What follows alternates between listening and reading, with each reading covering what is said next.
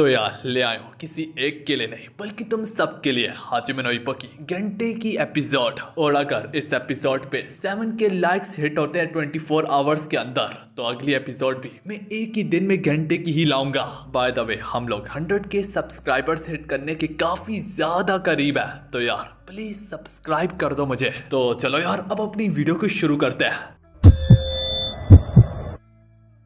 तो यार हमारी एपिसोड की शुरुआत वहीं से होती है जहाँ पे दाते एजी अपनी लिमिट पे होता है, मगर ऐसी सूरत हाल में होने के बावजूद भी दाते यहाँ पे रुकने का नाम तक न लेता और इसके तुरंत बाद वो एक और क्रॉक स्क्रू पंच के इप्पो के खिलाफ बरसाता है, जो कि इप्पो बस कैसे ना कैसे करके काफी मुश्किलों से दोबारा से ब्लॉक कर लेता है। चीफ कामुगावा को भी काफी ज्यादा अब टेंशन होने लगती है। चीफ कामुगावा पीछे से चिल्लाते हुए इप्पो को वार्न भी करता है कि अपनी नजरें दाते और इसके पंचेस पे ठहराई रखो, अगर एक क्रॉक स्क्रू भी तुम्हें उसका लग गया तो मैच शायद से यहीं पे खत्म भी हो सकता है। क्योंकि इप्पो माकानाउची ने एक वक्त में दाते के खिलाफ स्पारिंग की होती है। इप्पो माकानाउची को मालूम भी होता है कि दाते एजी का क्रॉक स्क्रू पंच कितनी बड़ी ताकत रखता है और दिल पर उसका क्रॉक स्क्रू पंच पड़ने से तुम्हारा दिल बंद हो जाएगा और तुम्हारा पूरा का पूरा जिस्म एक लम्हे के लिए पैरालाइज हो जाता है। बस से बता ऐसी सूरत हाल में तुम्हारी जान भी जा सकती है।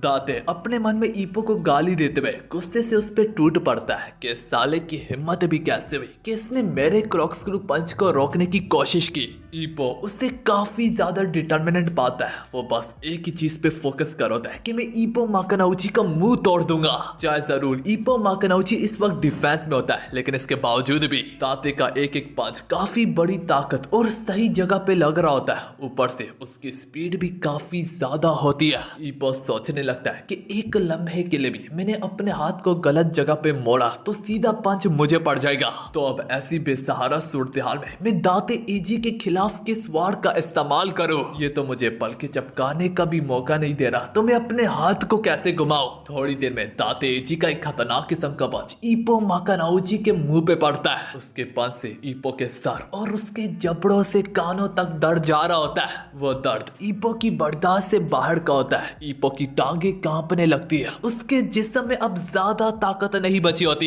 इप्पो माकानाउची को यहाँ तक खड़े होने में भी काफी ज्यादा दुश्वारी होने लगती है।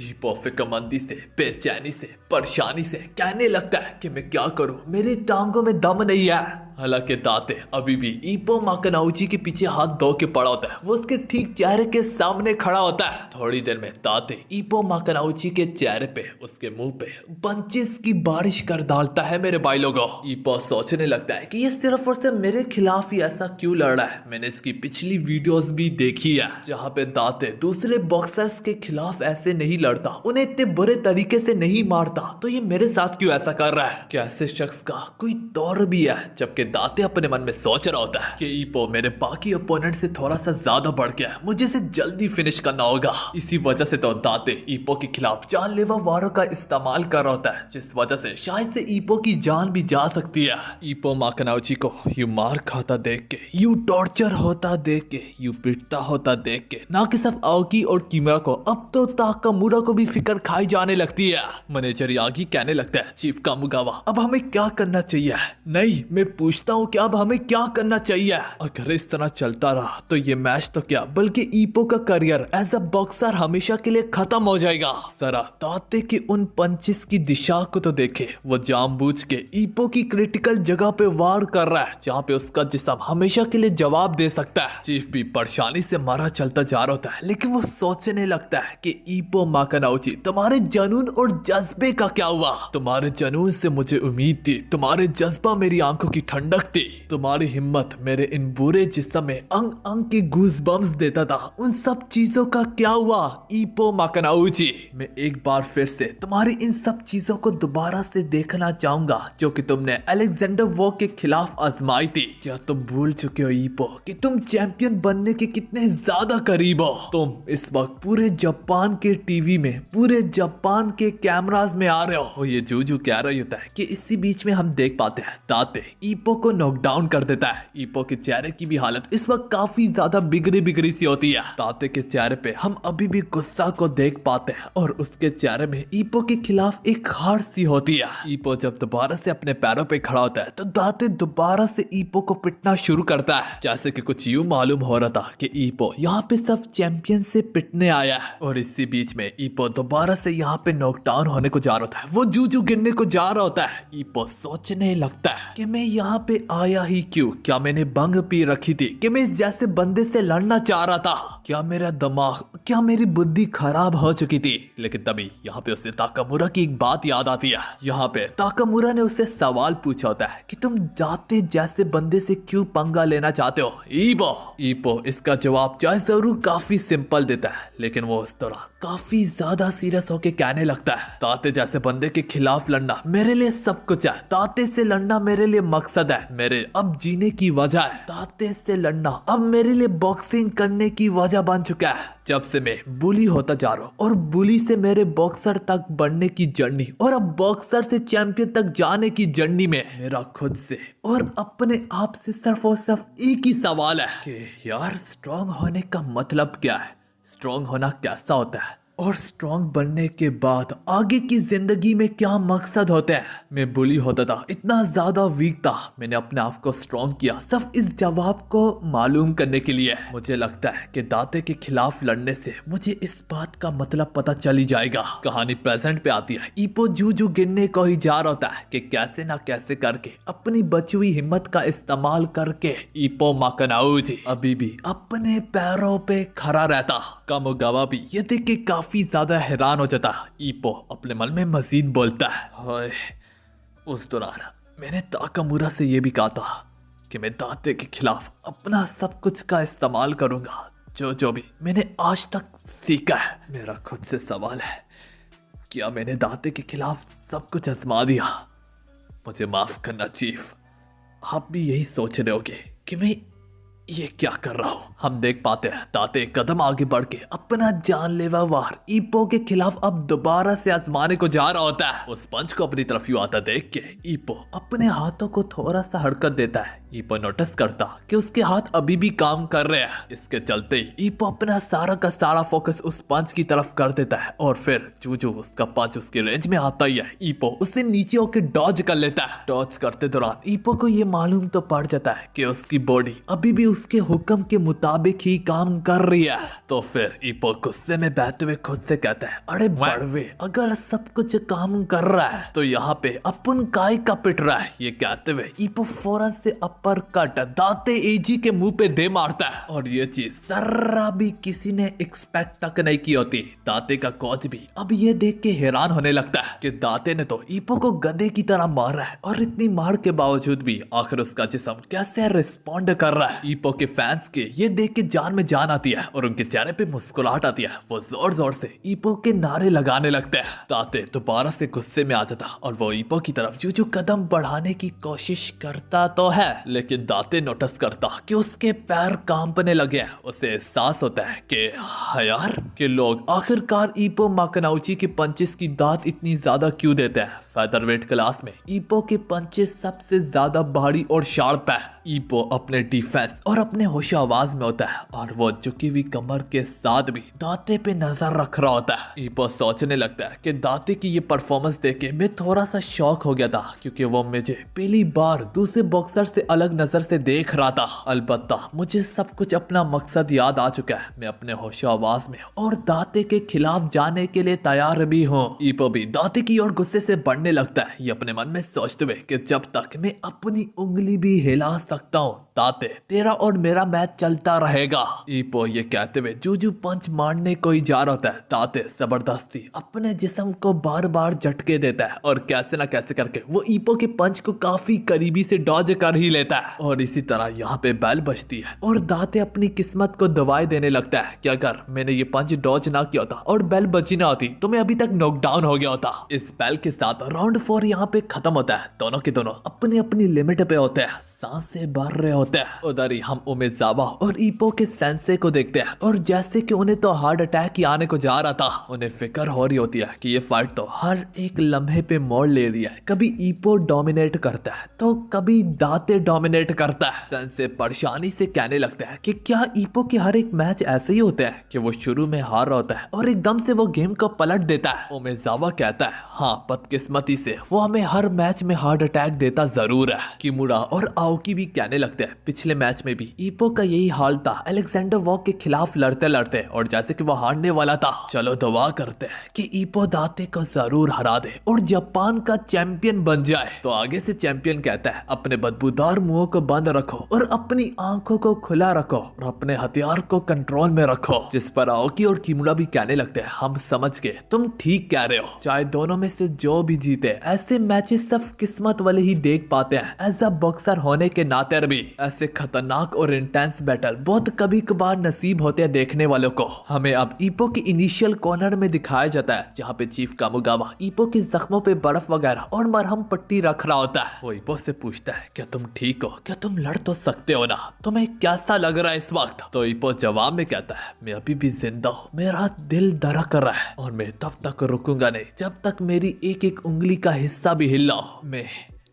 मैं यहाँ पे बेहोश नहीं हो सकता। चीफ नोटिस करता है कि ईपो की आंखों में चमक सी नहीं है, इसका मतलब है ईपो आधा बेहोश हो चुका है। हम दाते के इनिशियल कॉर्नर में देखते हैं जो कि काफी ज्यादा परेशानी से अपने कोच को कह रहा होता है कि मेरी टांगे हिलनी नहीं है, इन्हें मसाज करो। दाते कोच से फिक्रमंदी से कहने लगता है कि मेरे पैर काम नहीं कर रहे, कुछ भी करो लेकिन मुझे दोबारा खड़ा होने दो। इस कमीने की हिम्मत भी कैसे हुई कि इसने मेरा ये हाल किया, एक बार मैं खड़ा हो जाऊं तो उसका मुंह में तोड़ दूंगा। हम देख पाते हैं दाते गुस्से से चिल्लाता रहता और ओरेकी भी ये देख के हैरान हो रहा होता है। वो सोचने लगता है कि दाते इतना गुस्से में क्यों है, क्या उसकी ईपो से कोई जाती दुश्मनी है। नेक्स्ट राउंड की शुरुआत होने लगती है। ईपो अपने कदम रख के जब रिंग की ओर जाने लगता है, पीछे से चीफ कामुगावा ईपो को समझाने लगता है कि वो अपने क्रॉक्सक्रू पंच का इस्तेमाल करेगा और वो इसी तरह कुछ ना कुछ बोलता रहता। मगर हम देख पाते हैं ईपो का सर चकरार होता है तो उसे अपने चीफ की एक बात भी समझ में ना आ रही होती कि ये कह रहा क्या है। ईपो सोचने लगता है मुझे समझ में नहीं आती कि चीफ ने अपनी जबान कब से बदल दी। तो ईपो कहता है हाँ पता नहीं क्या बोला, लेकिन ईपो अपना सर हिला के आगे चला जाता है। यागी पीछे से कहता है क्या हम ऐसी सूरत-ए-हाल में ईपो को लड़ने दे, उसके चेहरे से ही मालूम पड़ रहा है उससे आपकी एक कक भी समझ में नहीं आई। ये सुन के एक बार चीफ दोबारा से ईपो की तरफ देखता है तो ईपो लड़खड़ाते हुए झटके खाते खाते रिंग के बीच में जाने लगता है। दूसरी तरफ हम देख पाते हैं दाते भी अब कैसे ना कैसे करके खड़ा हो जाता है। वो अपने कोच का शुक्रिया कहता है कि तुमने काफी अच्छी मसाज की है, मेरी टांगे दोबारा से हरकत में आ गई है। दाते अपने कोच को बताता है चूंकि मेरी टांगे वापस काम करने लग गई है तो मैं तुम्हारे पास 1 मिनट में ही वापस लौट के आऊंगा, फिक्र मत करो बॉस, आपका बहुत बहुत शुक्रिया। पूरी ऑडियंस अब ईपो के लिए नारे लगा रही होती है कि हमें तुम्हारा लास्ट पंच दाते के खिलाफ काफी ज्यादा पसंद आया, लड़ते लो। ओकीटा कहता है ये क्या, एक लम्हे में सिर्फ ईपो के एक पंच की वजह से पूरा का पूरा स्टेडियम ईपो की साइड पे हो गया। इसी बात पर दाते का कोच कहता है वो इसलिए क्योंकि ईपो माकानाउची के पिछले मैचेस तुम जब भी देखोगे तो ईपो इसी हालत में हारने वाला होता है, लेकिन अचानक से वो अपने एक ही पंच से पूरी की पूरी गेम की बाजी को ही पलट डालता है। और यही चीज ऑडियंस को गूज़बम्प्स देती है कि ऐसी बेसारा सूरत हाल में भी ईपो हार नहीं मानता।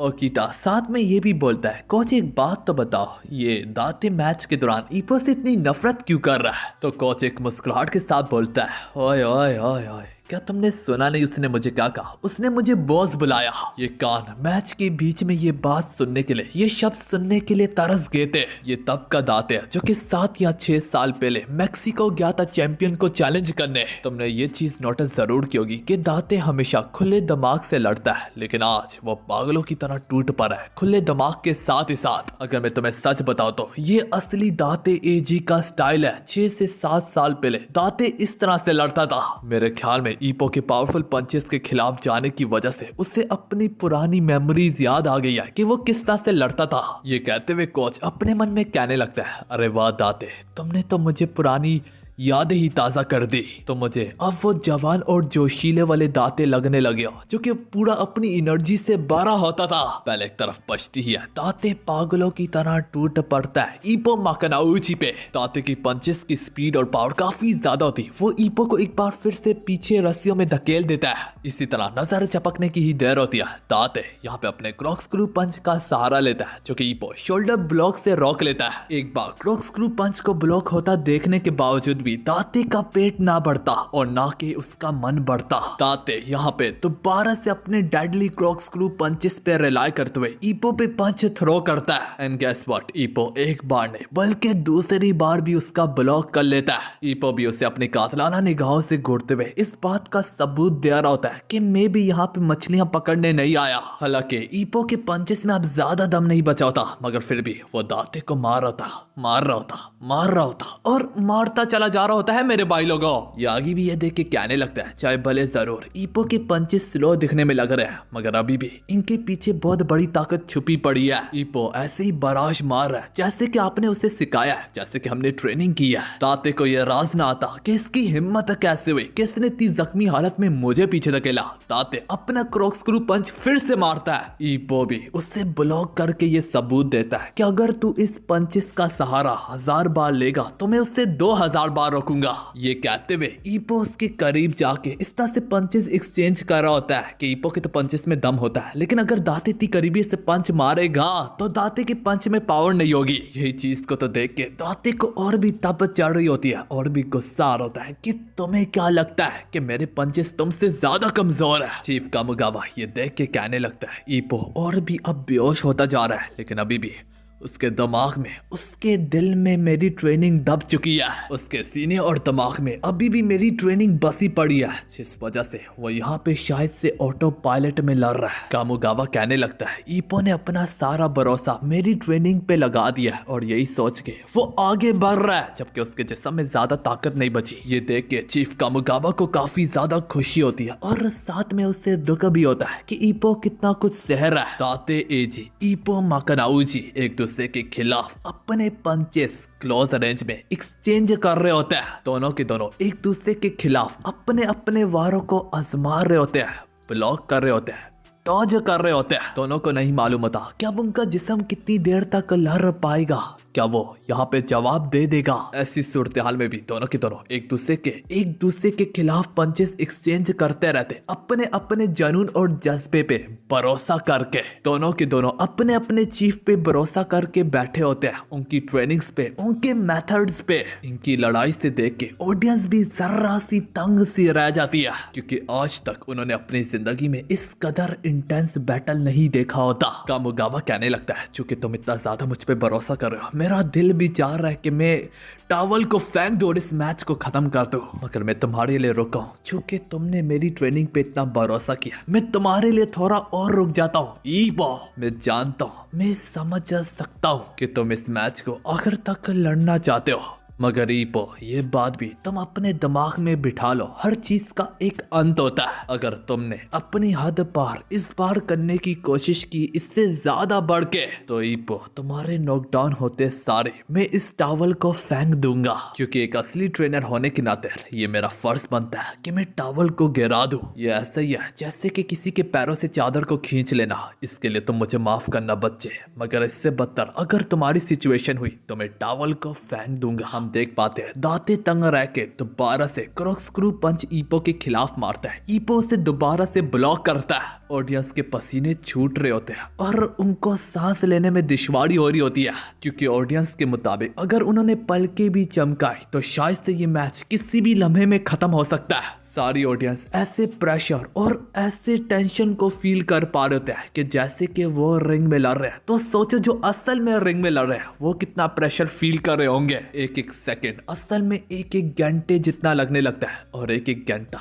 जैसे कि एक एक दिन के बराबर हो। परेशानी से सबका बुरा हाल होता है। कुछ लोग खड़े हो रहे होते हैं तो कुछ लोग बैठ रहे होते हैं। ईपो उसके करीबी से काफी करीबी से लड़ रहा होता है और लड़ता जा रहा होता है। चीफ कहने लगता है यागी लगी, जरा देखो तो सही ईपो को, वो बेहोश है। मगर बेहोशी की भी हालत में मैंने उसे ये सिखाया था कि दाते कितनी करीबी से लड़ो, उसे क्रॉक्सक्रू मारने में दुश्वारी होगी। हम आओकी किमुरा को देखते हैं जो कि सोच रहे होते हैं कि ईपो आखिर कितनी देर तक ये सहता रहेगा। ईपो के क्लास वाले भी उसे चेयरिंग कर रहे होते हैं कि ईपो आगे बढ़ते रहो, मगर अंदर ही अंदर से उनका दिल भी टूट चुका होता है। ईपो की ये हालत देख के वो कह रहे होते हैं कि ये बेचारा सिर्फ खड़े होने के काबिल ही है, क्या ये इस तरह लड़ता रहेगा तो आखिर कब तक। ओमेजावा काफी दुख भरे अंदाज में और एक रोते हुए दिल से कहता है, मैंने आज तक ईपो को इतना ज्यादा पिटते हुए नहीं देखा। यहाँ तक अलेक्जेंडर वॉ के खिलाफ भी वो इतना ज्यादा जख्मी नहीं था। उसकी आंखें भी सारी की सारी सूज चुकी है, सब थोड़ी सी खुली हुई है जिसके कारण वो देख रहा है। आखिर कब तक उसे मौत के लिए यूं छोड़ा गया है। वो लड़ रहा है अपने चाहने वालों के लिए भी, वो अपनी चीयरिंग को सुन के लड़ रहा है कि लोग उसका नाम ले रहे हैं।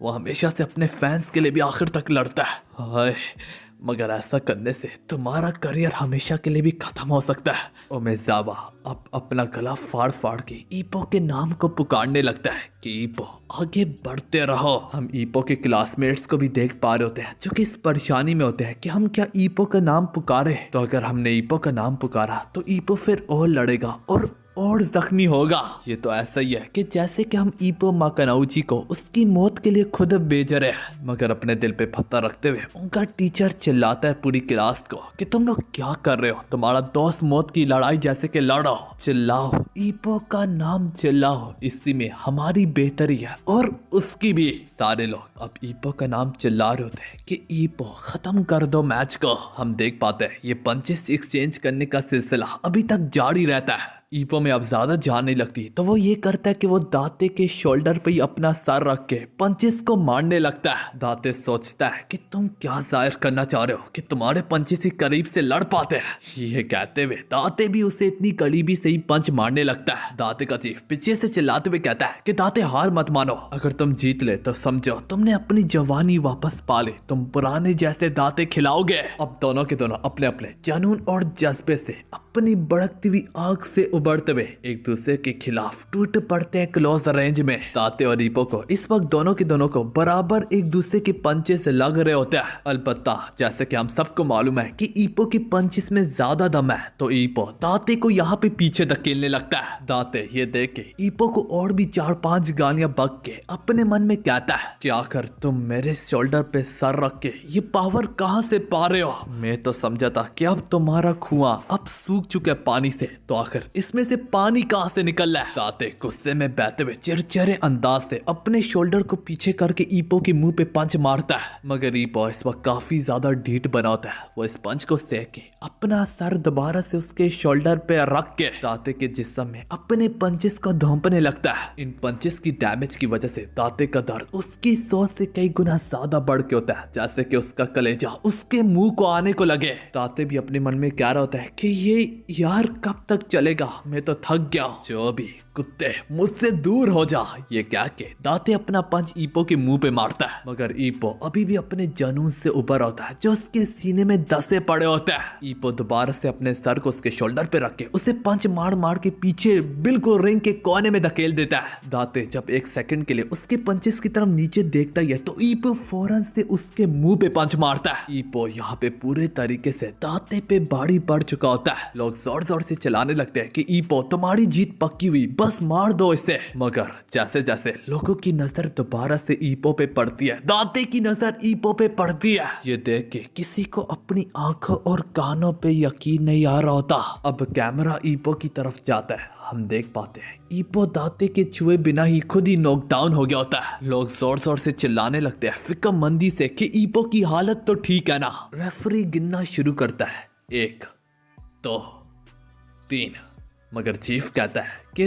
गिनती तू अपने घर जाके गिन। ये कहते हुए चीफ का मुगावा बस टावल को फेंकने को ही जा रहा होता है कि अचानक से उसकी नजर दोबारा से ईपो पे पड़ती है। ईपो जमीन पे रेंग रहा होता है, उठने की कोशिशों में होता है। ऐसी बेसहारा सूरत-ए-हाल में ईपो को यूं खड़ा होता देख के पूरी की पूरी ऑडियंस तालियां बजाने लगती है। उसकी ये हालत देख के तब कहीं जाके दाते को समझ में आती है कि हाँ यार, कि ईपो माकानाउची ने इसलिए अपने सर को मेरे शोल्डर पे रखा हुआ था क्योंकि उसके पैरों में खड़ा होने का दम ही नहीं था। तो इसने जब मुझे पंच मार के पीछे धकेला। मैं उससे थोड़ा दूर हो गया था, जिस वजह से ईपो जमीन पे ही गिर गया। इसके पैरों में दम तो बहुत पहले ही खत्म हो गया था। ये तो बस मेरे शोल्डर पे अपना सर रख के आराम कर रहा था। बिना सपोर्ट के ये खड़ा नहीं हो पा रहा था, तो ये मैच के दौरान मेरे खिलाफ लड़ते हुए मेरा ही इस्तेमाल करके खड़ा हुआ था। दाते का भी दिल टूट जाता है ईपो की यह हालत देख के। ईपो खड़ा होता है और उसे दिख रहा नहीं होता कि दाते कहाँ पे है। तो ईपो दाते की तरफ अपनी पीठ करके खड़ा होता है, उसे ढूंढ रहा होता है कि दाते तुम कहाँ पे हो। इवन के दाते को भी अब ईपो की यह हालत देख के तरस आने लगता है कि ये मुझे ढूंढ रहा है। कुछ ज्यादा ही नहीं हो गया, अब तो टॉवल फेंक दो, ईपो को आराम करने दो। बच्चे, इस बात की मैं तुम्हारी दाद देता हूँ, जो जुनून और जो जज्बा तुम्हारे सीनों दिमाग में दसा पड़ा है, ये वाकई में काफी ज्यादा डरावना है। ये इतने गजब का है कि मेरे पास इसकी तारीफ के लिए जवाब तक नहीं है। ईपो थोड़ी और हिम्मत करके अपनी आंखें खोलता है और उससे दाते दिखी जाता है। दाते बोलता है, ठीक है ईपो, मैं तुम पे और जुल्म नहीं करूंगा, मैं एक ही पंच से तुम्हारा काम तमाम कर दूंगा। ईपो को ऐसी सूरत हाल में खड़ा देख के लोग परेशान होने लगते हैं। रेफरी जब ईपो की आंखें देखता है, उसकी आंखों को वो जिंदा पाता है, लेकिन इसके जिस्म को वो मुर्दा पाता है। रेफरी सोच रहा होता है कि मैं इस मैच को खत्म कर दूं कि उतने में ईपो खुद ही दाते की ओर बढ़ने लगता है। उससे यूं अपनी तरफ पड़ता देख के दाते कहने लगता है, ईपो तुम्हारा शुक्रिया मेरे पास खुद ही चल के आने में, क्योंकि तुम्हारे पंचे से मैं सब खड़ा ही रह सकता हूँ, आगे एक कदम भी शायद से नहीं ले सकता। ओमेजावा भी बोलने लगता है, बस करो ईपो,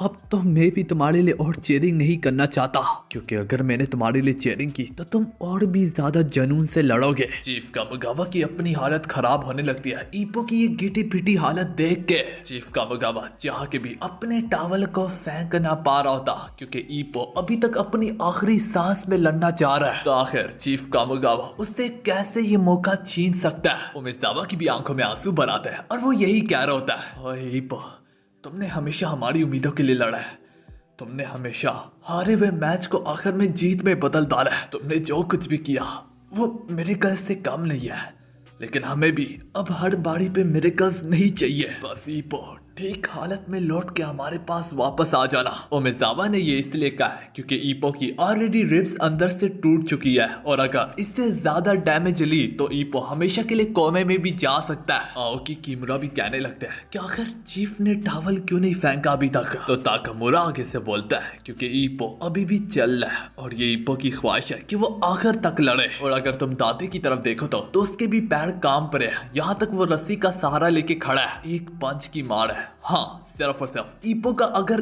एक बॉडी ब्लो भी दाते को लग गया तो दाते उठ नहीं पाएगा, क्योंकि इतनी बड़ी ताकत है ईपो के पंचेस में। किमुरा को भी होश आती है कि हाँ यार, दाते तो अभी भी अपने कॉर्नर में खड़ा हुआ है, सब रस्सियों को पकड़ के। चाहे भले ही इस वक्त ईपो की हालत इतनी ज्यादा बिगड़ी हुई है, लेकिन अभी भी ईपो के पंच में मुझे यकीन तो है कि ताकत होगी। अगर ईपो माकानोची अपने जिस्म में बची कुछ ताकतों का इस्तेमाल करके सब एक ही पंच से दे मारे तो दाते यहाँ पे गिर सकता है। आओकी किमुरा अब जोर जोर से चिल्लाने लगते हैं कि ईपो उसकी बॉडी पे वार करो। उन दोनों को यूं चिल्लाता देख के पूरी की पूरी ऑडियंस अब ईपो का नाम चिल्लाने लगती है, और सारे लोग चिल्ला रहे होते हैं कि बॉडी ब्लो, बॉडी ब्लो, मतलब के वो ईपो से डिमांड कर रहे हैं कि उसकी बॉडी पे वार करो। दोनों के दोनों अपनी अपनी जगह से थोड़ा सा आगे बढ़ते हैं और दाते अपना पंच मारता है ईपो के सीधा मुंह पे। ईपो इस पंच को झेलते हुए फौरन से उससे बॉडी ब्लो मारता तो है, लेकिन अभी भी ईपो के पंचेस में काफी कम ताकत होती है, उनकी सोच से भी ज्यादा कम। मगर इसके बावजूद भी दाते दर्द से लड़खड़ाने लगता है, तड़पने लगता है वो दर्द से। इस वक्त जैसे के दोनों के दोनों अपनी अपनी आखिरी सांसों में लड़ रहे होते हैं, पर दोनों के दोनों अपने जुनून और जज्बे अपने भड़कते हुए शोलों से उभर रहे होते हैं, जो उनके सीनों दिमाग में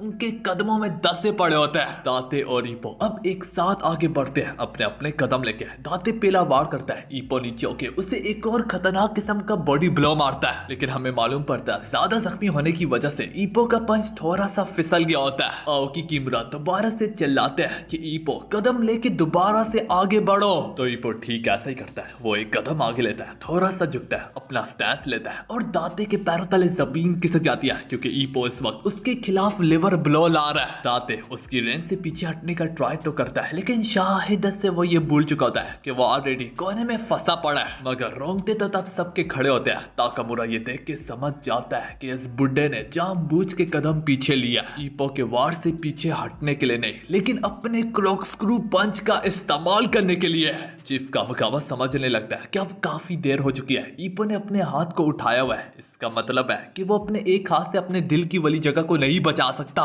जिस मौके से फायदा उठाते हुए दाते अपनी पूरी जान लगा के क्रॉस स्क्रू पंच को कमाते हुए ईपो के दिल पे दे मारता है। इस पंच के लगते सारे जो एक वक्त में ईपो के नारे पूरे एरिना में गूंज रहे होते हैं, वहीं पे खामोशी सी छा जाती है। सारे लोग देख पाते हैं, सारे लोग महसूस कर पाते हैं। पंच लगने की वजह से ईपो का दिल एक सेकंड के लिए बंद हो चुका है। दाते अब आगे बढ़ते हुए अपने आखिरी पंच से ईपो के सर को फोड़ने को ही जा रहा होता है। अगर ये पंच ईपो माकानोची को लग जाएगा तो ईपो माकानोची ब्रेन कंकशन को फील करेगा और हमेशा के लिए कोमे में चला जाएगा। यही वजह से बीच वक्त पे ही रेफरी दाते को रोक देता है। दाते कहता है कि तुम मुझे रोक रहे क्यों? तो रेफरी दाते को ऊपर देखने के लिए कहता है और जब दाते अपनी नजरें ऊपर दोहराता है तो उसे हवा में एक टावल लहराता हुआ दिखता है और जो ईपो कोलैप्स करने ही लगता है वैसे वैसे वो टावल भी आसमान की ऊंचाइयों से जमीन की गहराइयों की ओर बढ़ने लगता है। यागी ने ये चीज जरा भी चीफ कामुगावा से एक्सपेक्ट तक नहीं की होती। हम देख पाते हैं चीफ कामुगावा को काफी ज्यादा पछतावा भी हो रहा होता है। अनाउंसर यहाँ पे चिल्लाने लगता है कि ईपो माकानोची के कोलैप्स होते सारे इसके बाद टावल भी जमीन पे गिर गया। इंडीड इस वक्त ईपो ने इस मैच के लिए अपनी सारी ताकत और हिम्मत लगा दी। हालांकि दुनिया में ऐसी कई सारी चीजें भी है जिसको दुनिया की कोई ताकत भी नहीं छीन सकती। सारे लोग अनाउंसर को सुनते रहते और ईपो को घूरते रहते। देखते देखते दाते को मैच का विनर डिक्लेयर कर दिया जाता है और ईपो को मैच का लूजर डिक्लेयर कर दिया जाता है। ये ईपो माकानोची की उसके करियर की पहली हार होती है। डॉक्टर और सारे के सारे कॉर्नर्समैन भागते हुए अब ईपो के पास आते हैं। दाते का कोच और ओकीटा उसकी परफॉर्मेंस से काफी ज्यादा खुश होते हैं और दाते ने आज तक कभी अपनी जिंदगी में इस कदर टफ और इस कदर इंटेंस मैच नहीं देखा होता। इस वजह से दाते आज अपनी विक्ट्री से काफी ज्यादा सेटिस्फाई और काफी ज्यादा खुश होता है। पूरी की पूरी ऑडियंस दाते के लिए तालियां बजाने लगती है कि उसने इस कदर दर्द को सहा और अपने पैरों पे आखिर तक खड़ा रहा। इसी के साथ दाते ने अपने चैंपियन के टाइटल को चौथी बार डिफेंड करने में कामयाब हुआ होता है। पूरी की पूरी ऑडियंस में मौजूद एक एक शख्स अब दाते के लिए डिमांड करने लगता है, दाते से सवाल पूछने लगता है। उन सब की जबानों में सिर्फ और सिर्फ एक ही सवाल होता है कि दाते हम आपको वर्ल्ड टाइटल को कॉन्कर करते हुए देखना चाहेंगे। वो सारे लोग दाते से सवाल पूछ रहे होते हैं कि आप कब वर्ल्ड टाइटल के लिए आगे बढ़ेंगे। कुछ लोग तो यहाँ तक दाते की मिन्नत कर रहे होते हैं कि इस बेल्ट को जाने दीजिएगा, जापान की बेल्ट को जाने दीजिएगा और वर्ल्ड टाइटल के लिए आगे बढ़े। इतने ज्यादा शोर शराबे की वजह से ईपो की आंख खुल जाती है। ये देख के चीफ को थोड़ा सा सुकून मिलता है कि खुदा का शुक्र है कि इतनी बड़ी डैमेज लेने के बावजूद भी ईपो कोमे में नहीं गया। ईपो उठने के बाद अपनी नजरें इधर उधर दौड़ाता है। वो देखता है कि दाते बीच में खड़ा है, सारे लोग चीयरिंग कर रहे हैं। ईपो के मन में थोड़ा सा दर्द सा होता है तो ईपो सवाल पूछता है, क्या मैं जीत गया? चीफ कामुगावा इसके जवाब में बोलता है, अगली बार ईपो।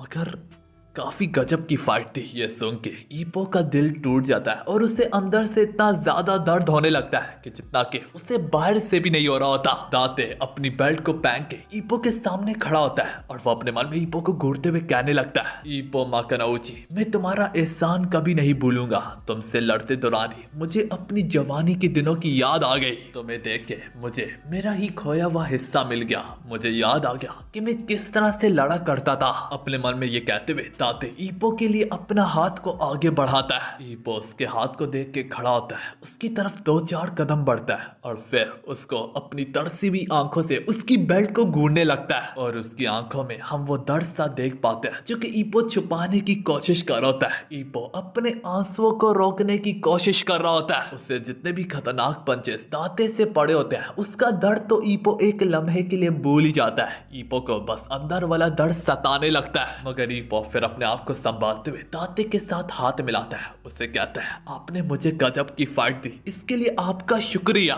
जो सब देख के उमेजावा की भी आंखों में आंसू बढ़ाता है और सबसे पहले वो तालियों की शुरुआत उमेजावा ही करता है। उमेजावा को देख के पूरी की पूरी भीड़ भी अब ईपो के लिए तालियां बजाने लगती है, लेकिन अब ईपो में चलने की हिम्मत नहीं होती, तो उसे क्रेन में बिठा के ग्रीन रूम में ले जाया जा रहा होता है। कमेंटेटर भी कहने लगता है कि आज तक हमने इतना गजब का मैच नहीं देखा, जरूर ये जापान की हिस्ट्री में लिखा जाएगा। ये सब कुछ दूरी से सेंडो को भी देख रहा होता है। सेंडो ईपो को गद्दार कहते हुए कहने लगता है, ईपो माकानोजी, जो तुमने मेरे खिलाफ किया वो तुमने अच्छा नहीं किया, मैं कभी नहीं भूलूंगा। मैंने तो सोचा था कि तुम दाते को हरा के पूरे जापान के चैंपियन बन जाओगे और फिर मैं तुम्हारे मुंह पे ये लेटर चैलेंज का मारूंगा, मगर अब इसकी जरूरत नहीं है ईपो। मैंने सोचा था कि पूरी जापान में सब तुम ही हो जो मुझे हरा सकते हो। तुमने ये मैच हार के मेरे साथ गलत किया। बदकिस्मती से ये कहते हुए मुझे काफी दुख हो रहा है ईपो, तुम्हारे अलावा भी मुझसे इस पूरी जापान में कोई और भी है जो कि ज्यादा स्ट्रॉन्ग है, वो है दाते। इस चैलेंज लेटर को सेंडो गुस्से में आके टुकड़ों में फाड़ देता है कि तभी वहीं से उसकी मुलाकात होती है अलेक्जेंडर वॉग से। सेंडो उसे गुस्से से दहाड़ते हुए कहता है कि मेरी तरफ यूं घूरना बंद करो, क्या तुम चाहते हो कि मैं तुम्हारा मुंह तोड़ दूं? अलेक्जेंडर वॉग तब भी उससे घूरता रहता, तो सेंडो चिड़चिड़े अंदाज में कहता है कि अगर तुमने नजरें नीचे ना की तो मुक्का उड़ते हुए आके तुम्हारे मुंह पे लगेगा। अलेक्जेंडर चुप खड़ा रहता और अब उसे और भी गुस्से से घूरने लगता है। ये देख के सेंडो को तब चढ़ती है, तो सेंडो बिल्कुल गुस्से में बहते हुए उसके मुंह के सीधा सामने आके कहने लगता है, तुझे क्या मसला है, तू मुझसे लड़ना चाहता है? इसी बीच में ऑडियंस की नजर अलेक्जेंडर वॉग और सेंडो पे पड़ती है, जिसे देख के पूरी की पूरी ऑडियंस चिल्लाने लगती है, अरे वाह देखो तो सही, यहाँ पे सेंडो और अलेक्जेंडर वॉग भी मौजूद है। ये सुन के अलेक्जेंडर वॉग फौरन से यहाँ से निकलने की करता है। सेंडो उससे जाता हुआ देख के पीछे से कहने लगता है, क्या इन्होंने इसका नाम वॉग लिया?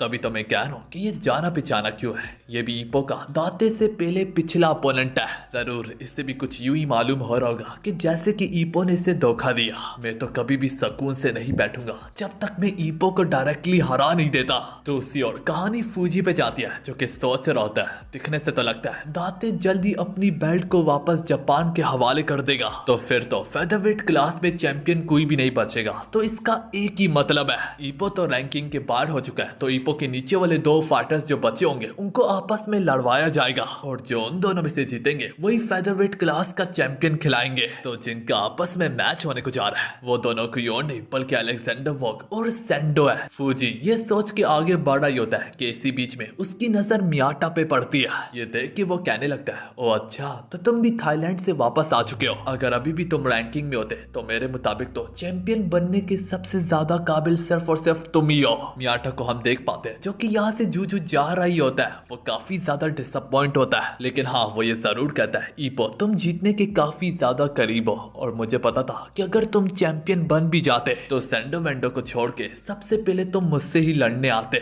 क्योंकि हम दोनों ने एक दूसरे से ये वादा कर रखा है कि हम प्रोफेशनल रिंग में एक दूसरे के खिलाफ जरूर लड़ेंगे। मगर ईपो ये तुम्हारी पहली हार है, मुझे पूरा यकीन है ये तुम्हें गहरे सदमे में रखेगी। चाहे जो भी, अगर तुम एक असली बॉक्सर होगे तो तुम इस कुएं से निकलने का रास्ता जरूर ढूंढोगे। तो मैं तुम्हारा इंतजार करूंगा ईपो, पहले से ज्यादा स्ट्रॉन्ग होके आना ताकि मैं तुम्हें हमेशा हमेशा के लिए हरा सकूं, क्योंकि अगर तुमने ऐसा ना किया तो मुझे भी बॉक्सिंग लड़ने में ज्यादा मजा नहीं आएगा। दूसरी तरफ कहानी ईपो पे जाती है, जहाँ पे चीफ कह रहा होता है, ये मेरी गलती है, मैंने सोचा भी नहीं था कि दाते तुम्हारे खिलाफ अपने पुराने स्टाइल में लड़ेगा। तो ऊपर से ईपो माफी मांगते हुए कहता है कि चीफ इसमें आपकी कोई गलती नहीं है, आधे मैच में मैं दाते की पावर को देख के इस कदर कंफ्यूज हो गया था कि मैं आपकी टीचिंग्स पे काम ही नहीं कर रहा था। मगर ईपो अभी भी कहीं ना कहीं पे अपनी हार को कबूल करने के लिए तैयार ही नहीं होता। थोड़ी देर में ताकामुरा अपने कदम बढ़ा के ईपो की तरफ जाता है। ईपो में अब इतनी हिम्मत नहीं होती। ईपो उससे बताता है कि तुम्हारा शुक्रिया कि तुम मेरा मैच देखने आए थे। तो ताकामुरा ईपो के कंधे पे हाथ रखते हुए कहता है, इसमें कोई बात नहीं ईपो, तुमने अपनी पूरी लगन से लड़ा। उसके ये अल्फाज, ताकामुरा के ये अल्फाज ईपो के दिल पे छू जाते हैं, क्योंकि ईपो ताकामुरा की वजह से ही बॉक्सिंग में आया होता है। है। और ये चीज यहाँ तक आओकी किमुरा भी ताकामुरा से जरा भी एक्सपेक्ट तक नहीं कर रहे होते, क्योंकि जहां तक आओकी किमुरा को याद होता है ताकामुरा के लिए हर चीज मजाक होती है और इनके हारने के बाद ताकामुरा उनका काफी ज्यादा मजाक उड़ाता था। तो इसी वजह से तो ताकामुरा के मुंह से ये अल्फाज सुन के ईपो तो हैरान हो रहा ही होता है, आओकी किमुरा तो कुछ ज्यादा ही हो जाते हैं। ताकामुरा उनका ये रिएक्शन देख के समझ जाता है कि अच्छे अल्फाजों की उम्मीद तो इन लोगों को मुझसे जरा भी नहीं है। ये देख के ताकामुरा को तब चढ़ती है और वो अब गुस्से में बैठ के ईपो का मजाक उड़ाने लगता है कि तुम कितने बड़े लूजर हो, तुम्हें मौके काफी मिले थे दाते को हराने के भी। वो गुस्से से कहता है कि अगर मैं ईपो माकानाउची की जगह पे होता तो एक ही पंच मार के दाते के सर को बीच में से ही फोड़ डालता।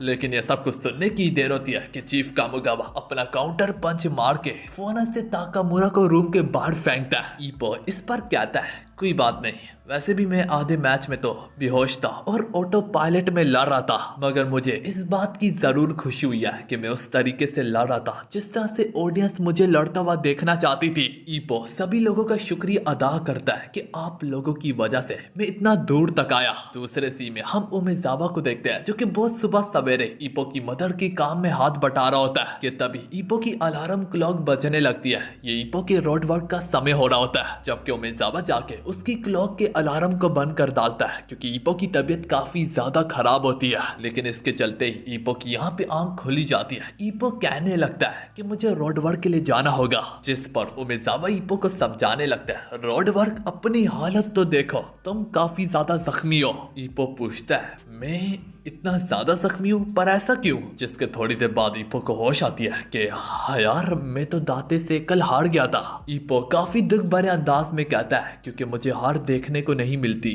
तो मैं तो भूल ही गया था कि मैं हारा हूँ। मैं भूल गया था उमेजावा कि मैं कितना ज्यादा बुली होता था। मैं भूल गया था अपनी औकात को। मैं तो भूल ही गया था मैंने अपनी जिंदगी में से हार को कैसे निकाल दिया। मैं तो शुरू से ही हारता हुआ आ रहा हूँ। लेकिन चाय से ईपो भूल चुका है कि जो उसे बुली करता था वो कोई और नहीं बल्कि उमेजावा है, जो कि उसके सामने ही उसके साथ ही बैठा हुआ है। ईपो जब आप नाश्ते के लिए बैठा होता है तो वो अखबार उठाता है जिसमें न्यूज लिखी होती है कि ईपो माकानाउची दाते के खिलाफ राउंड 5 में हार गया। उमेजावा ईपो को बताता है कि तुम इतने ज्यादा स्ट्रॉन्ग हो कि तुम्हें हराने के बाद दाते ने ये अनाउंस किया था कि अब जापान में कोई कंपटीशन बचा ही नहीं है, तो वो जल्दी अपनी बेल्ट को वापस करके वर्ल्ड टाइटल की बेल्ट के लिए आगे बढ़ेगा। उमेजावा ईपो को तसल्ली देता है कि चाहे जो भी कोई भी जापान में यह नहीं कह पाएगा कि तुम बहुत बुरे तरीके से हारे हो। ईपो वो मैच काफी करीबी में था, तुम दोनों के दोनों हारने वाले थे। ईपो माकानाउची आगे से बोलता है तुमने ठीक कहा उमेजावा, लेकिन दाते से बेल्ट को छीनना ये मेरा ड्रीम था, जो कि दाते ने बड़ी बहादुरी से 5वें राउंड में मेरे ड्रीम्स को कुचल दिया। खैर मैं काफी ज्यादा खुश हूँ कि वो वर्ल्ड टाइटल के लिए आगे बढ़ रहा है। साथ ही उमेजावा ईपो से कहता है कि लेफ्ट साइड की तरफ अपनी नजरें दोहराओ। जब ईपो न्यूज़पेपर की लेफ्ट साइड की तरफ देखता है तो उसमें आर्टिकल छपा होता है कि दाते ने अपनी बेल्ट को छोड़ दिया, जिस वजह से अलेक्जेंडर वॉक और सेंडो आपस में लड़ेंगे। जो भी उन दोनों में से जीतेगा वही फेदरवेट में जापान का अगला चैंपियन खिलाएगा। इन दोनों की बैटल से भी लोगों को काफी ज्यादा उम्मीदें हैं। एक नानीवा का हीरो है और एक रशिया का व्हाइट फैंग है। उमेजावा काम के लिए निकलने लगता है और वो ईपो को याद दिलवाता है कि आज दोपहर को तुम्हारी डॉक्टर के साथ अपॉइंटमेंट है। दूसरे सीन में डॉक्टर से अपॉइंटमेंट से वापस जब ईपो जिम लौट के आता है तो चीफ कामुगावा कहता है ईपो फिलहाल के लिए तुम्हारा जिम आना मना है जब तक तुम पूरे तरीके से ठीक नहीं हो जाते। ये बात तुम अपने दिमाग में बिठा दो, 3 महीने के लिए मैं तुम्हें जिम से निकाल लाऊं। ईपो फिक्रमंदी से कहता है 3 महीने ये तो कुछ ज्यादा ही हो गया। तो चीफ कामुगावा से समझाता है कि तुम ब्रेन कंकशन के काफी ज्यादा करीब थे ईपो, तुम समझो बात को, 3 महीने के लिए रेस्ट करो। लेकिन ईपो बॉक्सिंग से कुछ ज्यादा ही प्यार करता होता है तो ईपो मामूली पंचेस अभी भी पंचेस बैग को मार होता है तो चीफ कामुगावा उसे धक्के दे के जिम से बाहर निकालता है। जिन समय यहाँ पे यागी कहने लगता है वैसे ये तो अच्छी बात है, दिखने से तो लगता है कि ईपो इतना ज्यादा खफा नहीं है। तो कामुगावा चीफ यागी को समझाता है हारने का दुख थोड़ा सा ज्यादा डिफरेंट होता है, जब इसका जूझ वक्त गुजरेगा तो तब तो इसे ज्यादा एहसास होगा कि ये चैंपियन बनने के काफी काफी ज्यादा करीब था। ये दर्द थोड़ी थोड़ी करके बढ़ता रहेगा। हम देख पाते हैं दोपहर से रात हो जाती है। ईपो काफी ज्यादा घर बैठ के बोर हो रहा होता है। वो कह रहा होता है कि काश मैं अपने पंचेस को हिला पाता। ईपो रेंगते हुए अपनी गर्दन को अपने कमरे से बाहर निकाल के टेलीफोन को घूरने लगता है, ये सोच के कि आज तो मुझे एक फोन भी नहीं आया, वरना मैं जब भी मैच जीतता हूँ तो फिर तो मुझे काफी बड़े बड़े चैनल्स वालों की तरफ से, काफी बड़े बड़े इंटरव्यूअर्स की तरफ से फोन आता है कि हम आपका इंटरव्यू लेना चाहते हैं। कि देखते ही देखते ईपो का फोन बजता है। ईपो फौरन से छलांग मार के फोन को पकड़ लेता है। वो कहता है किसका फोन है? तो फोन के पीछे से उसे काफी क्यूट लड़की की आवाज सुनाई देती है। वो लड़की कोई और नहीं बल्कि ईपो की क्रश कुमी होती है। कुमी उससे उसके दुख का इजहार करती है कि उससे काफी दुख हुआ कि तुम चैंपियन नहीं बन पाए। वो उससे माफी मांग के पूछने लगती है, ईपो क्या तुम रेस्ट कर रहे हो? ईपो काफी ज्यादा शर्माते हुए कहता है कि नहीं नहीं, मैं काफी ज्यादा बोर हो रहा हूँ, तो मुझे बताओ मुझे क्या करना है। तो कुमी काफी ज्यादा शर्माते हुए आखिर क्या ही देती है कि मैं तुम्हारे साथ बाहर जाना चाहूंगी। ईपो एक तरफ खुशी से पागल ही होने लगता है कि जैसे कि ईपो का पीछे से आवाज आती है कि कोई जोर जोर से अपने राखुनों को जमीन के साथ रगड़ रहा है। हमें मालूम पड़ता है माशिबा अपनी क्यूट सी सिस्टर से कहने लगता है, ओए ओए तू किसके साथ डेट पे जा रही है? माशिबा जबरदस्ती अपनी बहन से फोन को छीनने का ट्राई तो करता है, लेकिन कुमी उसे एक ही हाथ से जमीन में पटक डालती है। ये देख के माशिबा को गुस्सा आता है और वो कहता है, तो अच्छा तुम भी बॉक्सिंग लड़ सकती हो, तुमने ये पहले क्यों नहीं बताया? माशिबा यहाँ पे बॉक्सिंग का स्टैंस लेता है और अपने फ्लेक्सिबल जैब का इस्तेमाल करके अपनी बहन से फोन को छीन लेता है। यहीं पे माशिबा को फोन के पीछे से ईपो की आवाज सुनाई देती है।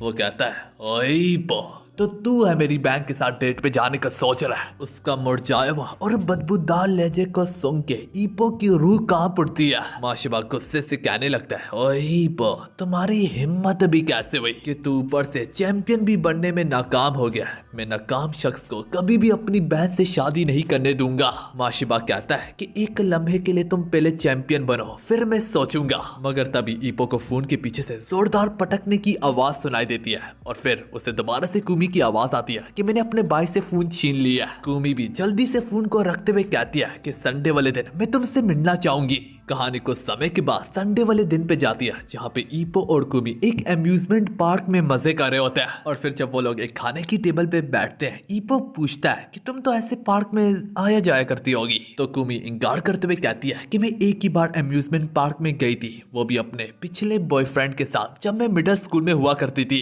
मगर एक दिन वो मेरे भाई के हाथों चढ़ गया, उससे मेरे भाई ने अपनी कातलाना निगाहों से घूर के ही भुगा दिया। कुमी कहती है ये बात नहीं है कि वो मुझे खुश देखना नहीं चाहता, बस इतना है कि वो किसी पे ट्रस्ट नहीं करता और जब से वो बॉक्सर बना है मुझे उसकी फिक्र खाई जाती है। इसी वजह से तो मैंने नर्स का कोर्स किया है ताकि जब भी वो जख्मी हालत में घर लौट के आएगा तो मुझे पता होगा कि उसे किस तरह से ट्रीट करना है। लेकिन अगर अभी भी सच कहूँ तो मुझे पता नहीं है कि लोग एक दूसरे को मार के एंजॉय कैसे कर सकते हैं, पर अपने भाई को यूं कामयाब होता देख के मुझे थोड़ा बहुत समझ में आने ही लगा है। दूसरे सीन में ईपो और कुमी अब हाउंटेड हाउस से गुजर रहे होते हैं जहाँ पे कुमी इस कदर डरी होती है कि वो ईपो को काफी ज्यादा जोर से हक कर रही होती है। ये देख के ईपो सोचने लगता है तो ये है जन्नत, इसको ही तो जन्नत कहते हैं। मगर हाउंटेड हाउस में गलती से एक असली भूत आ जाता है। वो भूत कोई और नहीं बल्कि माशिबा होता है।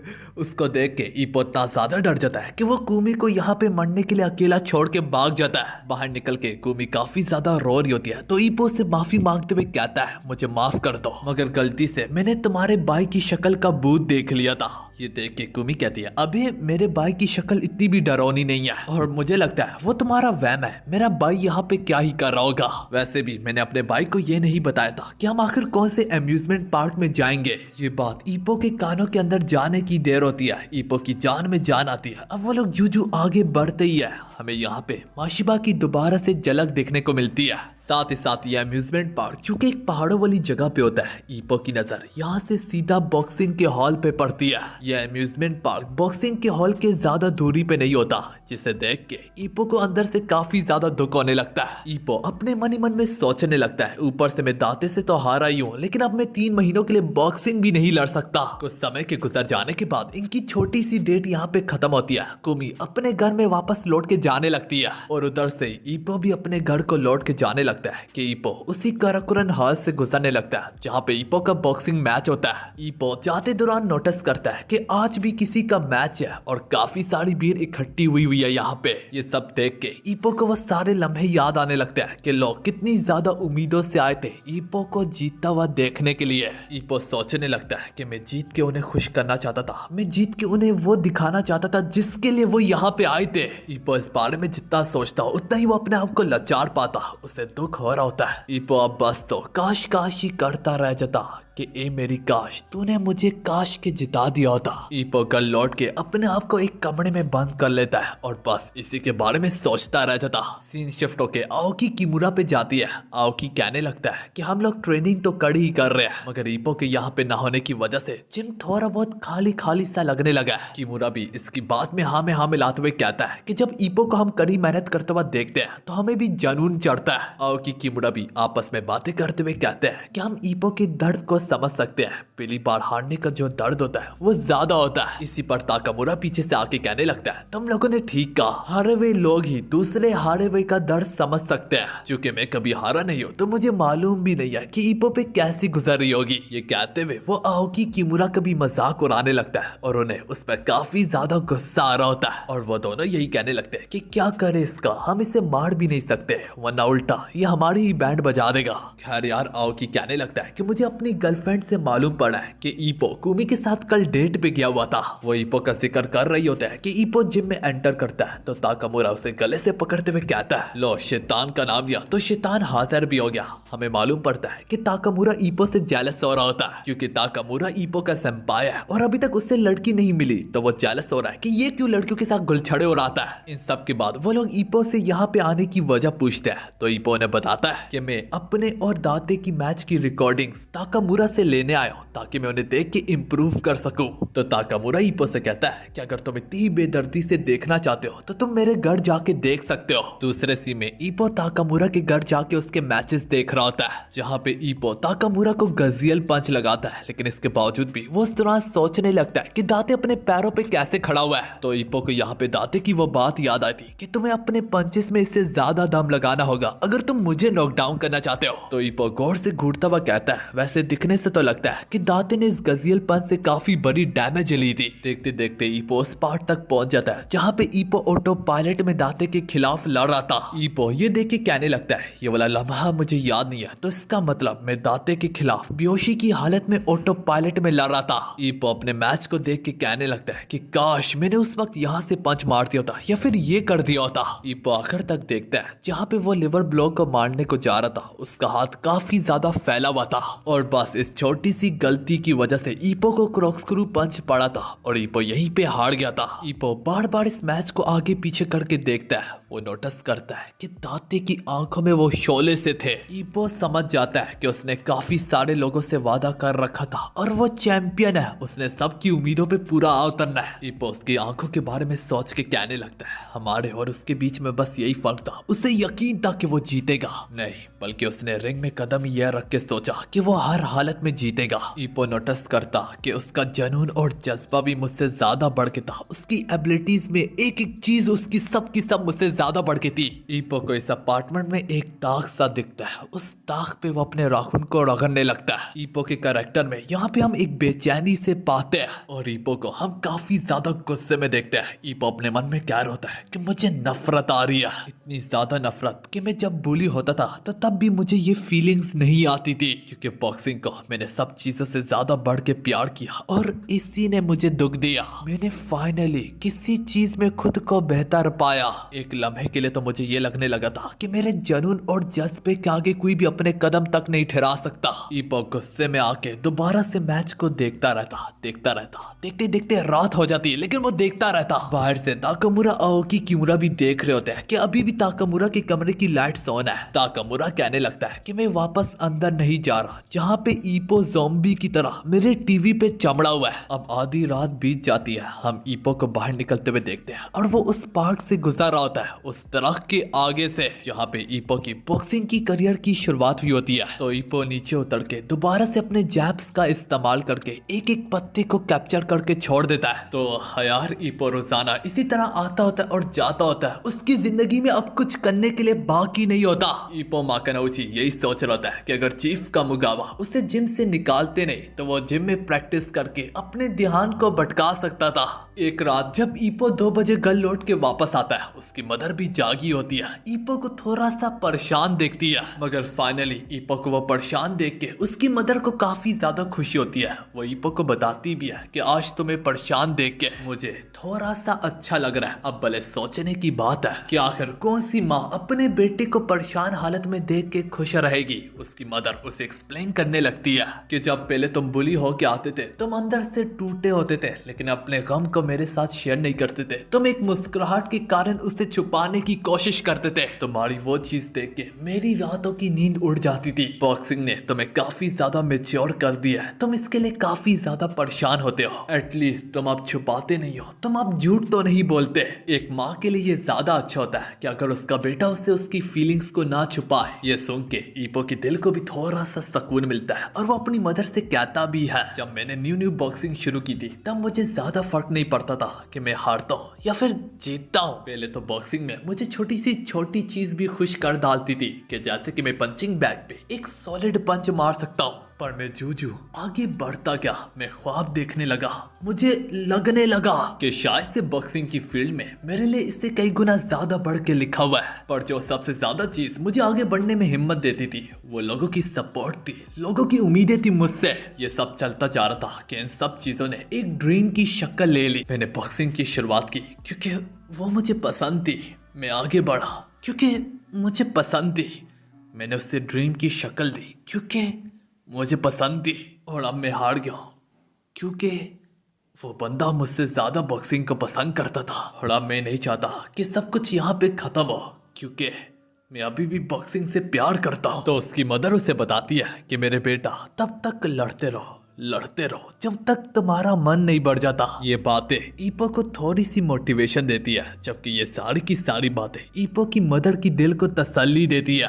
ईपो के चले जाने के बाद ईपो माकानोची की मदर अपने हस्बैंड की तस्वीर को देख के कहने लगती है, तुम्हारा बेटा बिल्कुल तुम पे ही गया है। दूसरे सीन में हमें उस वक्त का समय दिखाया जाता है जहाँ पे सैंडो वर्सेस अलेक्जेंडर वोग का मैच होता है और जो भी इन दोनों में से जीतेगा वही फेदरवेट क्लास का चैंपियन खिलाएगा। और हम देख पाते हैं ईपो भी ये मैच को देखने आया होता है, लेकिन ईपो काफी ज्यादा शोर शराबा को नोटिस करता है। वो सारे के सारे लोग सैंडो के हार्ड डाइंग फैन होते हैं जो कि नानीवास से आए होते हैं। वो जोर जोर से सैंडो का नाम को पुकार रहे होते हैं। ईपो भी ये देख के ही समझ जाता है कि वो गलत गली में फंस गया, उसे जल्दी से यहाँ से निकलना पड़ेगा, इससे पहले कोई उसे देख ही ले। ईपो यहाँ पे चुपके से निकलने की कोशिश करता है कि इसी बीच में एक सैंडो का फैन ईपो को देख ही लेता है और वो जूजू ईपो को नोटिस करता ही है तो वो बाकी फैंस का भी ध्यान ईपो की तरफ करवाता है। तो हाँ यार, अब सारे के सारे सैंडो के फैन ईपो के खिलाफ उंगली को उठाने लगते हैं। वो सारे लोग गुस्से से ईपो पे भड़क रहे होते हैं कि रुकी ऑफ द ईयर में तुमने सैंडो को बहुत बुरे तरीके से मारा था, तुम्हारी हिम्मत भी कैसे हुई। वो लोग यही कह रहे होते हैं कि देखो तुम तो बेल्ट लेने में नाकाम हो गए, अब सैंडो को देखो वो बेल्ट लेके ही आएगा। ईपो उनसे रिक्वेस्ट करता है कि प्लीज मुझे जाने दो। तो उन्हीं में से एक गुस्सा होके कहने लगता है, हम तुम्हें इतनी आसानी से कैसे यहाँ से जाने दे। मगर इसी दौरान एक और आवाज भी सुनाई देती है, क्या तुमने सुना नहीं? उसने कहा कि उसे जाने दो। अब हमें मालूम पड़ता है वो शख्स कोई और नहीं बल्कि मियाटा होता है। मियाटा सबको होश दिलवाते हुए कहने लगता है, क्या तुम भूल गए कि उसने सैंडो का किस बुरे तरीके से मुंह तोड़ा था? तुम लोगों के किंग का सैंडो नाम है ना, वो तुम लोगों के पूरे गांव का सबसे स्ट्रॉन्गेस्ट था। अगर वो ईपो के खिलाफ कुछ नहीं कर पाया तो तुम लोग इसका क्या ही उखाड़ लोगे। ये कहते हुए मियाटा सारे के सारे फैंस का वहीं पे मुंह बंद कर डालता है। कुछ सैंडो के फैंस कहने लगते हैं कि हाँ यार, ईपो को गुस्सा मत चढ़ाओ। ये ईपो और मियाटा की पहली मुलाकात होती है जब से मियाटा थाईलैंड से लौट के वापस आया होता है। ईपो खुशी से मियाटा से कहने लगता है कि मैंने तुम्हारे OBBF के मैचेस के रिकॉर्ड्स चेक किया है, जहाँ पे तुमने 10 फाइट में से 8 फाइट KO से जीती है और एक ड्रॉ की है। सुनने में आया कि तुम OBBF के चैंपियन बनने वाले हो और अगर तुम बन गए तो तुम तो फिर फेदरवेट क्लास के चैंपियन से बड़ा रैंक होल्ड करोगे। तो मियाटा ये सुन के कहता है, अरे क्या बात है, कि तुमने मेरे बारे में डायरी तो नहीं लिख रखी? ईपो कहने लगता है वैसे ऐसा तो नहीं है, लेकिन हाँ मैं तुम्हारे बारे में हर एक इंफॉर्मेशन के लिए कान उठाए रखता हूँ। कहानी रिंग पे जाती है जहाँ पे सैंडो के फैंस ड्रम्स को बजा बजा के गला फाड़ फाड़ के सैंडो के नाम को पुकार रहे होते हैं। By the way, in case अगर आप लोग सोच रहे हैं कि अलेक्जेंडर वॉक के लिए कोई चीयरिंग क्यों नहीं कर रहा, तो यहाँ पे सारे के सारे लोग जापानीज है, जबकि अलेक्जेंडर वॉक एक बाहर का फाइटर है, रशिया से बिलोंग करता है। तो इसी वजह से अलेक्जेंडर वॉक के बड़े कम है यहाँ पे सपोर्टर्स। ये सब कुछ मियाटा ईपो को एक्सप्लेन कर होता है। ईपो फौरन से समझ जाता है कि मियाटा के साथ भी थाईलैंड में इसी तरह का सलूक किया गया था। हम देख पाते हैं दोनों के दोनों फाइटर्स एक दूसरे के खिलाफ कंधे से कंधा मिला के, कदम से कदम मिला के और नजरों से नजर मिला के खड़े होते हैं एक दूसरे के सामने। अनाउंसर अनाउंस भी करता है दोनों में से जो भी जीतेगा वो जापान का फेदरवेट चैंपियन खिलाएगा। एक तरफ बेल बजती है और दूसरी तरफ ईपो अपनी पलकें झपकाता है और तीसरी तरफ सैंडो अपना पहला वार करता है अलेक्जेंडर वॉक के खिलाफ, जो कि अलेक्जेंडर वॉक काफी करीबी से नीचे होकर डॉज कर लेता है। मियाटा इसी सब पे कहने लगता है ये सैंडो ने अपनी पावर का नमूना दिखा के अलेक्जेंडर वॉक को थ्रेट करने की कोशिश किया, पर ना के सिर्फ इतना, दूसरी बार यहाँ पे अलेक्जेंडर वॉक अपना परकट मार के सैंडो को वार्न करता है कि मेरे पास भी तुझसे कई गुना ज्यादा खतरनाक किस्म की टेक्निक्स पड़ी हुई है, क्योंकि दोनों फाइटर्स की खासियत करीब में लड़ने की ही होती है। तो हाँ यार, शुरू होती है इनकी भी प्रेम कहानी एक दूसरे के साथ पंचेस को एक्सचेंज करने की। मगर चूंकि अलेक्जेंडर वॉक टेक्निक में थोड़ा सा माहिर होता है, तो उसके खतरनाक किस्म के पास सीधा जाके सैंडो को जा लगने लगते हैं, जिस पर मियाटा कहता है कि वॉक की टेक्निक वाकई में काफी ज्यादा खतरनाक है। अगर तुम उसके खिलाफ पंचेस को एक्सचेंज करोगे तो उसके कुछ हमले तुम्हें लग ही जाएंगे। अब हम देख पाते हैं अलेक्जेंडर के वॉक पहले से ज्यादा शार्प और खतरनाक होके सैंडो को लगते जा रहे होते हैं और नजर चपकने की ही देर होती है कि अलेक्जेंडर वॉक पूरे तरीके से सैंडो पे बाड़ी पड़ के उसे रस्सियों में दहेड़ कर डालता है। अब जो सैंडो गला फाड़ फाड़ के चीख रहे थे, उनके गले अब जैसे कि बैठ गए हो। मियाटा इस पर यही कहता है कि अलेक्जेंडर वॉक के पंचेस के पीछे एक तो काफी अच्छी टेक्निक है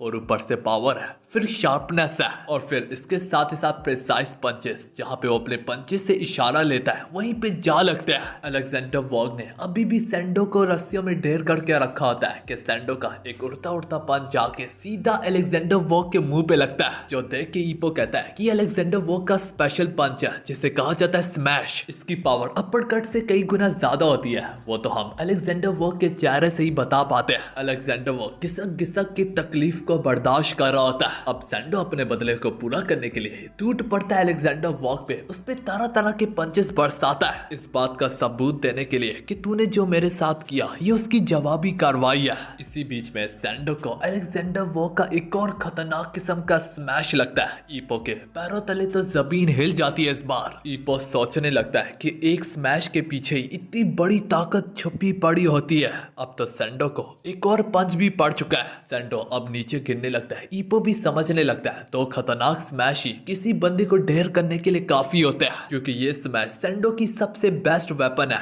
मगर कहानी अलेक्जेंडर वॉक की नजरों पे जाती है। उसकी नजरों में वो भड़कती हुई आग अभी भी जिंदा होती है। अलेक्जेंडर वॉक यहाँ पे इस वक्त अपने कदम झुकाने से इनकार कर डालता है मेरे भाई लोगों, और अब एक लम्हे में ही गेम पलट जाती है, दूसरे लम्हे में बाजी पलट जाती है और तीसरे लम्हे में सैंडो यहाँ पे पिट रहा होता है और चौथे लम्हे में कुछ ऑडियंस पार्टी बदल लेती है। वो लोग यहाँ पे वॉक को भी थोड़ी बहुत सपोर्ट दिखाने लगते हैं। अलेक्जेंडर वॉक की ये कातलाना निगाहें देख के ईपो को यहाँ पे दांते की निगाहें याद आने लगती है। वो आग में भड़कती हुई आंखें जिनके अंदर तुम अगर देखोगे तो उनकी आग से जल जाओगे।